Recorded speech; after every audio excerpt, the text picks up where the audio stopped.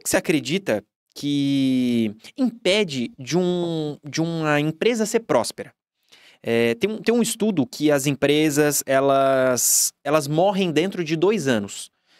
Que você acredita nisso? Qual que você acha que é o maior fator para isso?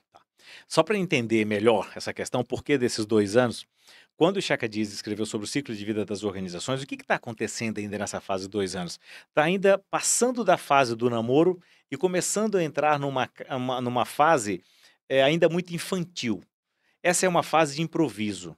Essa é uma fase em que o dono ele consome o dinheiro da empresa.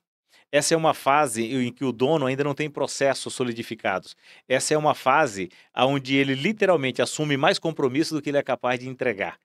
É tipo aquele mestre de obras que ele recebe o dinheiro para fazer o trabalho na sua casa e depois que você pagou tudo, ele vai procurar outro porque ele não tem provisionamento para terminar aquela obra e ele precisa pagar os funcionários que ele quer manter com ele.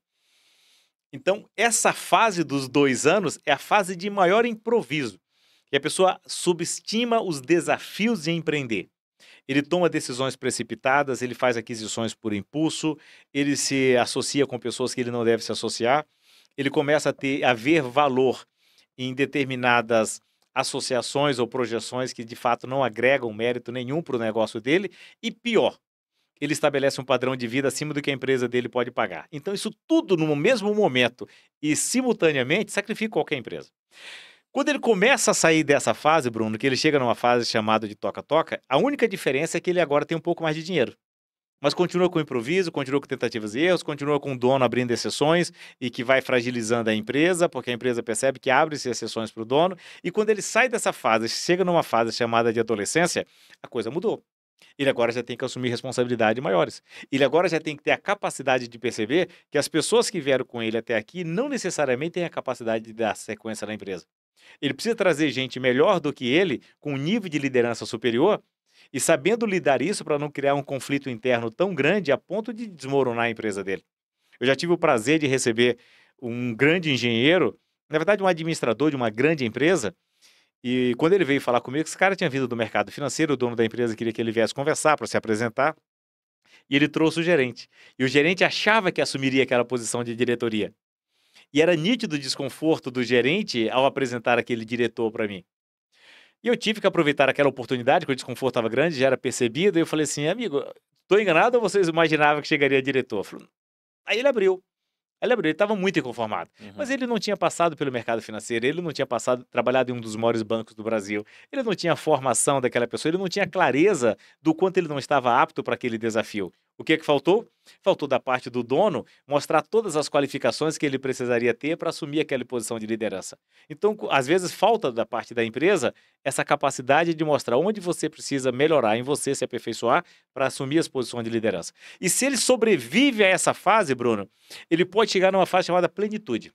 O que é essa fase plenitude? Você é referência, o seu nome é associado com aquele mercado, o seu nome é associado com um prestígio maior pelo público que você atende.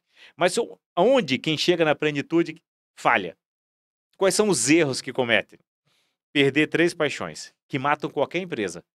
Mas as que conseguem chegar na plenitude, não são todas que chegam, morrem por causa disso.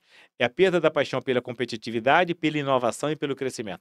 Qualquer empresa, independente de onde ela estiver, se ela se acomodar, achando que ela é a boa, se ela não quiser mais inovar, não quiser mais competir ou crescer, ela entra numa próxima fase que é a decadência, é o declínio.